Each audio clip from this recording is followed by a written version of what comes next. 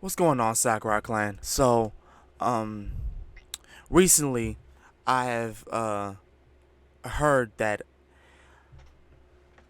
a fellow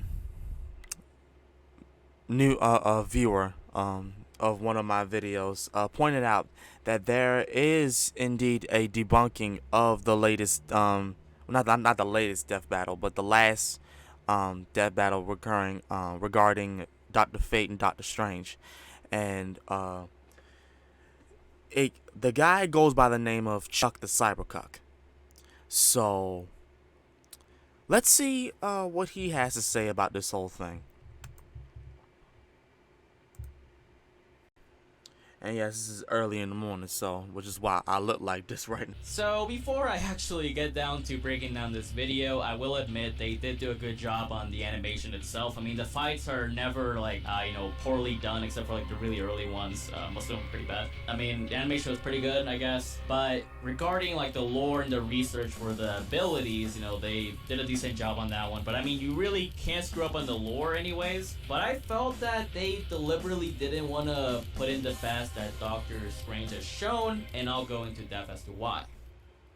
I can see it all so clearly now.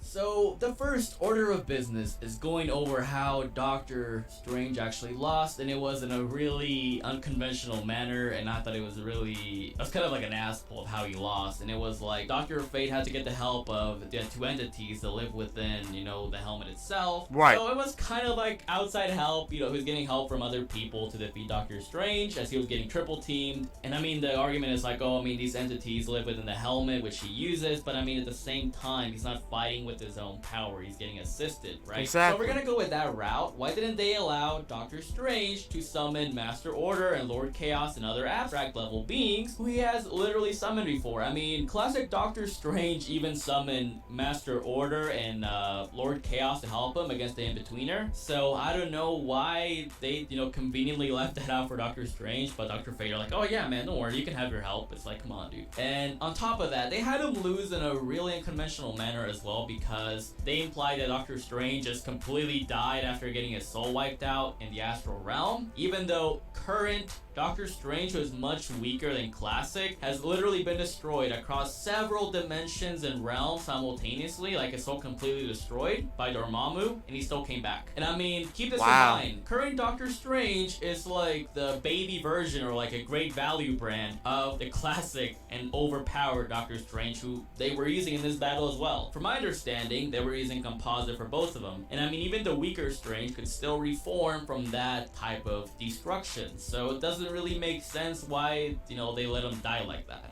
Now, before we get into the actual reasons why Doctor Strange would have been able to win, logically speaking, by the consistency of his best feats, I believe we should break down like the speed part of it, because that's when it got really wonky and it was like, wait, are you guys sure you guys are doing this correctly? So one of the biggest problems that Screw Attack did was like they didn't differ, or they didn't really know how to tell the difference between travel speed, combat speed, and reaction speed. Yeah, and that's the that problem clear, that they believe, have a lot. Ichigo and Naruto death battle, like they actually, made it clear, oh yeah, this is travel speed, this is combat speed, yada yada. But then I feel that for this one, they just completely forgot all that progress, and they just calculated their combat speed by their travel speed, which, I mean, you can use travel speed to determine someone's combat speed, but you can't say that they're equal, because it's been shown that it's actually kind of separate, right? And on top of that, it is pretty arbitrary, considering these guys can travel across dimensions and even places where there is no space and time, so I mean, it doesn't really matter when they can teleport anyways. And also, their calculation for Dr. Fate crossing across, his helmet traveling across the Earth to the end of the universe and back. The radius is about 46 billion light years, and the diameter is 92 billion light years across for the observable universe. And going with that size, if that helmet traveled that distance in 1 year, as they claimed, then the helmet will be traveling at 184 billion light years in a year. I don't see how they got like the septillions or whatever speed they claim, but That's I mean, what I'm if you're going saying. by How the did they get that? unobservable universe, which is logically far larger, then I could see why that would make sense. But then again, even if you wanted to use this feat for Dr. Fate, Doctor Strange would already be much faster because he has a feat where he actually flew right through 4 dimensions, possibly 4 universes with their own time and space, and he literally flew through all of them in the span of 1 sentence. That's what I'm Which would be saying. greater than traveling across, you know, one edge of the universe to the other in a year, like very clearly. And I mean, even if we said that these universes were like finite and they were as large as our observable universe, Doctor Strange would still be traveling across all of them in like a couple seconds, like the span of a sentence. That's what I'm And on top saying. of It doesn't that, make any Doctor Strange sense. has kept up in combat with the Silver Surfer, who I mean has shown that he can fly across galaxies and can even like, you know, go through sections of the universe in a couple seconds or a couple minutes flat. So I mean, that would also skill to him regardless. But now let's get into the main reasons of why Doctor Strange would more than likely win. Okay, so basically in their video they said, oh yeah, Dr. Fate's best feat was basically when he went up against a bound Spectre. Bound is a really important keyword here. And it was said like their battle was like, you know, tearing at the fabric where it was gonna affect like one universe. Okay, so they think, you know, that universe thing is really impressive, even though Spectre has shown that he's, you know, a casual multiversal being, right? So logically,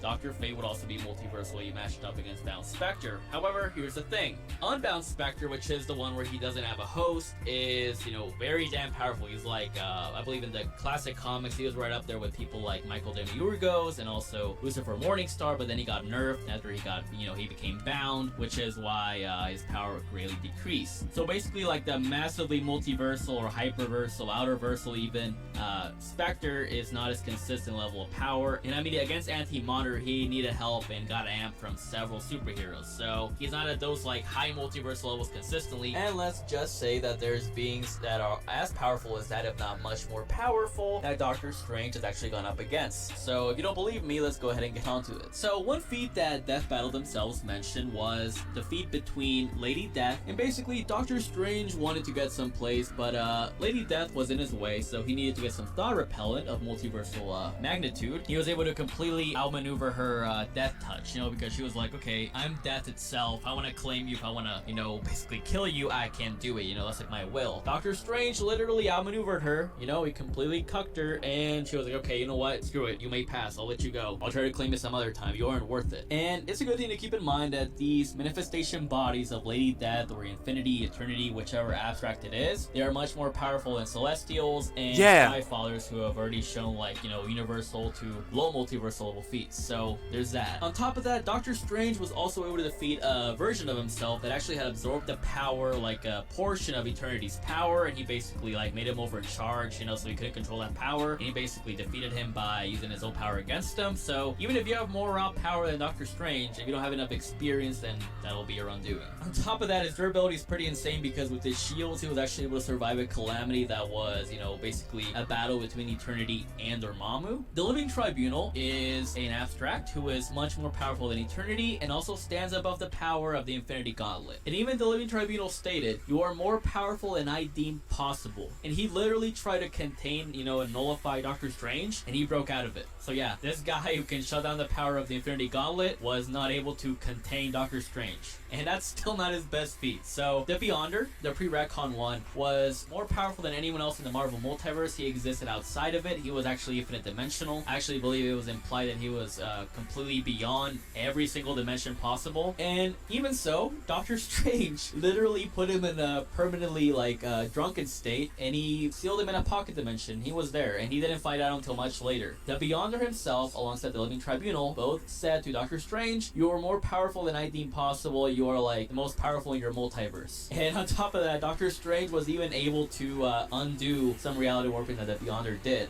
So I think it is very clear as day that the very best of Dr. Fate is pretty lacking in comparison to the best of Doctor Strange. I mean, dealing with a Beyonder, the Living Tribunal, all these beings without like an Infinity Gauntlet or an Infinity Stone is already really impressive on its own already. And I mean, you can already tell why they heavily nerfed Doctor Strange. Yeah, but because he's really overpowered. Me was they were saying, oh yeah, Doctor Strange is really gifted, you know, he's really powerful, but a drawback is that many of his abilities or his spells, he needs to like, you know, do an incantation, he needs to speak like the actual name of it, and he also needs to do certain hand movements. So that definitely does have a drawback in his fight against Dr. Fate. I mean, there's been several circumstances where he has been able to put up a fight against several mystical beings. So basically, even if Doctor Strange is kind of like a Helen Keller moment where he can't speak or anything like that, he would still be able to put up a pretty good fight. So, but anyways, if they were doing like post-Crisis or New 52 Dr. Fate against, you know, a current 616, like the nerfed one, then you could definitely make an argument for why Dr. Fate wins. I mean, he's more consistent on that end, and he hasn't really been heavily nerfed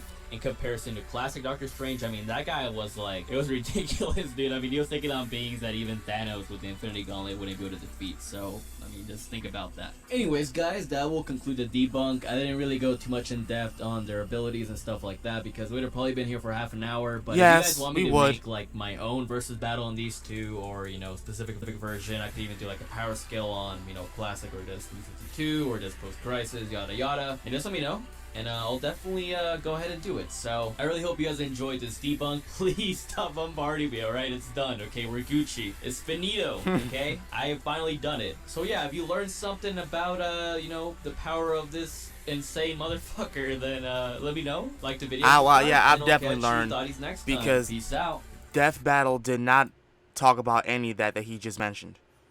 You didn't really, they didn't really discuss as much about Doctor Strange and they did Dr. Fate.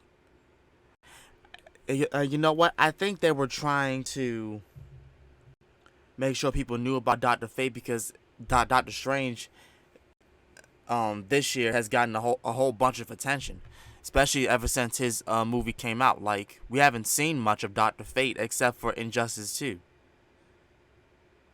So yeah, I would understand them doing that. But other than that, my argument still stands is that, okay, Dr. Fate, he is strong, but it's because of his helmet.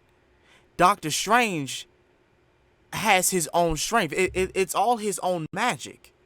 It's not like a tool that he's using. If he was using a tool, he has them, but he doesn't really use them that often. But anyway, I digress. It doesn't even matter at the end of the day. I just like sometimes don't understand why Screw Attack mentions something and then not use it in their videos. Anyway, that's going to be it for this video. I hope you guys enjoyed it. If you guys did, make sure to like, comment, and subscribe. Share this video with like Twitter, Facebook, Instagram. Let me know in the comments down below. Which do you think is the more powerful sorcerer, in your opinion? Me, Doctor Strange. I'm sorry, but the paper, the proof is in the pudding, and he just explained it all. Even though Dr. Fate is strong, he is strong, but to me, Doctor Strange has done a lot more. So yeah. Till then, this has been The Real Sakurai, and I will see you guys next time. Peace.